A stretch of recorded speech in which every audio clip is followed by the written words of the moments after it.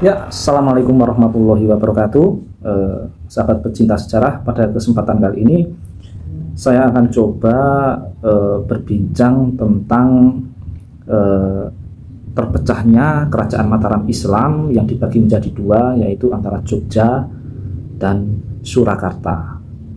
Terjadilah ketika perjanjian Giyanti, yaitu tahun 1755, yang pada awalnya ketika Keraton Kartosuro runtuh karena terjadi pemberontakan oleh Raden Mas Garendi dan Geger Pacino. Ketika itu Sunan Pakubuwono II, beliau diamankan oleh adiknya yaitu Pangeran Mangkubumi. Beliau diamankan atau bergeser ke daerah Ponorogo. Di daerah Ponorogo kemudian beliau nyantri di pesantren Tegasari, yaitu di tempatnya Kiai Muhammad Besari. Kemudian Sunan Pakubuwono ini menikah dengan keluarga Tegasari. Kemudian Pangeran Mangkubumi ini akhirnya untuk membereskan permasalahan di pemberontakan di Kartosuro, akhirnya beliau berhasil mengusir pemberontakan di Geger Pacino dan Raden Mas Garendi. Nah, Raden Mas Garendi ini adalah sebenarnya dia adalah pangeran yang terbuang. Beliau menyingkir di daerah Semarang, dan ketika Raden Mas Garendi pada waktu itu menawarkan kepada rakyat-rakyat keturunan Cina, Tionghoa, minta tolong untuk membantu merebut tahta di Kartosuro. Nanti ketika berhasil, masyarakat Tionghoa ini dijanjikan sebagai warga kelas 1 oleh Raden Mas Garendi. Kemudian beliau akhirnya memberontak dan jebollah Keraton Kartosuro, yang kemudian akhirnya Pakubuwono II melarikan diri ke Ponorogo.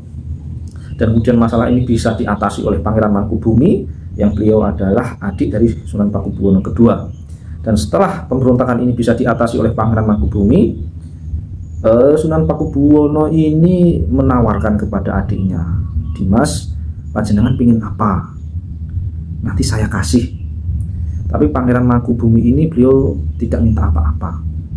Akhirnya Sunan Pakubuwono II menawarkan daerah Sukowati. Nah, "Dimas, saya kasih tanah di Sukowati ya. Tanah ini subur sekali, bagus untuk pertanian." Gitu. Dan tetapi dari tahun ke tahun ternyata tanah ini yang dijanjikan belum dikasih-kasih ke Pangeran Mangkubumi. Dan akhirnya ketika rapat besar di keraton, pejabat-pejabat keraton hadir, dan di situ juga ada VOC Belanda. Di situ Pangeran Mangkubumi itu disindir-sindir, diolok-olok di depan umum oleh Belanda dan pejabat keraton yang tidak menyukai Pangeran Mangkubumi. Dan di situ Pangeran Mangkubumi hanya bisa tertunduk, tersenyum, dan tidak berbicara apa-apa. Dan kemudian setelah malam harinya, di tengah malam, Pangeran Mangkubumi mengetuk pintu kamar kakaknya, Sunan Pakubuwono. Terus Sunan Pakubuwono pun kaget. "Wah, wonten nopo Dimas? Kok dalu-dalu panjenengan mriki wonten masalah nopo?" Nah, akhirnya Pangeran Mangkubumi menyatakan isi hatinya bahwa tidak ada pilihan lain selain melawan Belanda, karena ini adalah menyangkut harga diri. Dan Pangeran Mangkubumi memutuskan untuk berperang melawan Belanda. Dan ternyata kakaknya Sunan Pakubuwono merestui. Akhirnya beliau merestui dan membekali Pangeran Mangkubumi pusaka-pusaka keraton. Dari pusaka-pusaka keraton ini diberikan ke Pangeran Mangkubumi untuk dijadikan alutsista untuk perang. Ya. Dan ternyata pangeran-pangeran yang lain pun juga mengikuti jejak Pangeran Mangkubumi. Terus akhirnya selama 9 tahun perang itu berlangsung. Selama 9 tahun perang itu berlangsung.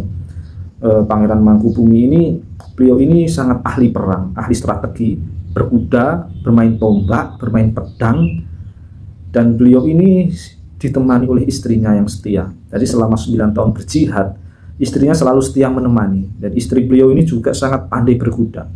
Beliau benar-benar mujahidin. Bahkan sampai beliau ini melahirkan putranya ketika berperang di daerah Gunung Sindoro. Akhirnya putranya pun diberi nama Raden Mas Sundoro ketika melaksanakan berjihad itu. Dan akhirnya Pangeran Mangkubumi ini sangat ahli strategi perang. Bahkan Belanda ini sangat kewalahan.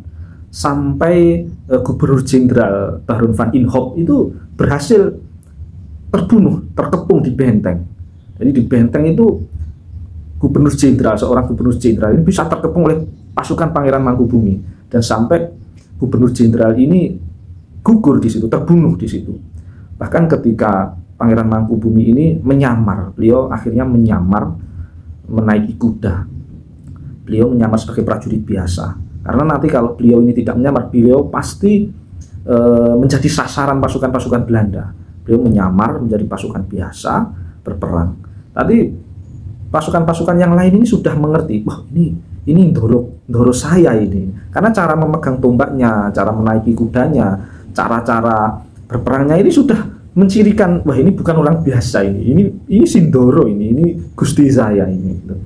Beliau ini waktu berkuda berhasil menancapkan tombaknya di baju perangnya Mayor de Klerk ini panglima perangnya Belanda. Ketika berkuda beliau ini berhasil menancapkan tombaknya dengan kencang, tapi ternyata de Klerk ini memakai baju baja, jadi tidak bisa menembus, hanya perutnya terluka sedikit tapi tidak melukai serius. Akhirnya de Klerk ini hanya tertawa seperti mengejek Pangeran Mangkubumi, tapi beliau tidak tahu kalau itu adalah Pangeran Mangkubumi. Terus akhirnya dengan ketangkasan Pangeran Mangkubumi, beliau ini kudanya itu samplok pakai tombaknya. Akhirnya kudanya, kakinya yang atas itu naik, akhirnya Pangeran Mangkubumi loncat, kemudian tombaknya itu ditancapkan tepat di lehernya de Klerk sampai de Klerk tewas. Nah, inilah keahlian perang seorang Pangeran Mangkubumi. De Klerk akhirnya tewas, dan tombaknya ini akhirnya menjadi pusaka keraton sampai sekarang, dan diberi nama Kanjeng Kiai Klerk sesuai dengan korban yang telah dibunuhnya memakai pusaka ini tadi. Jadi Kanjeng Kiai Klerk ini sampai sekarang menjadi pusaka di Keraton Yogyakarta. Dan kemudian setelah itu Belanda ini sudah sangat frustasi menghadapi Pangeran Mangkubumi. Akhirnya Belanda ini menawarkan gencatan senjata atau perdamaian. Nah, akhirnya ada utusan ini masih simpang siur, utusan dari kekhilafahan di Arab pada waktu itu meminta perdamaian perang, karena perang selama 9 tahun ini sungguh menyiksa rakyat. Jadi rakyat itu sudah sangat capek dalam berperang. Akhirnya Pangeran Mangkubumi juga berpikir kasihan rakyat kalau harus diajak perang terus menerus. Akhirnya Belanda menawarkan perdamaian, dan wilayah Keraton Mataram Islam akan dibagi menjadi 2, yaitu Surakarta dan Yogyakarta. Nah, akhirnya Pangeran Mangkubumi ini menerima tawaran tersebut karena ya beliau memikirkan rakyatnya, kasihan rakyat kalau diajak berperang terus menerus. Akhirnya disitulah terjadinya perpecahan kerajaan dari Mataram Islam, yaitu Kesunanan Surakarta dan Kesultanan Yogyakarta. Dan akhirnya Pangeran Mangkubumi mendapat gelar Sri Sultan Hamengkubuwono. Jadi di situ sejarah terjadinya perpecahan kerajaan Mataram Islam yang dibagi menjadi 2, dari Jogja dan Surakarta. Jadi itu terjadi di Perjanjian Giyanti pada tahun 1755. Jadi awal mulanya Sunan Pakubuwono II memiliki adik Pangeran Mangkubumi, dan mereka ini bersaudara baik, dan akhirnya mereka mendirikan kerajaan sendiri, Yogyakarta dengan Kesultanan Yogyakarta dan Pakualaman, sedangkan Surakarta dengan Mangkunegaran. Nah, itu tadi sedikit cerita terkait pembagian wilayah kerajaan Mataram Islam ketika dipecah menjadi dua. Jadi sejarahnya sedemikian rupa, mengingat perjuangan kisah heroiknya Pangeran Mangkubumi yang ternyata beliau ini ahli dalam berperang yang sangat luar biasa. Terima kasih, semoga bermanfaat. Assalamualaikum warahmatullahi wabarakatuh.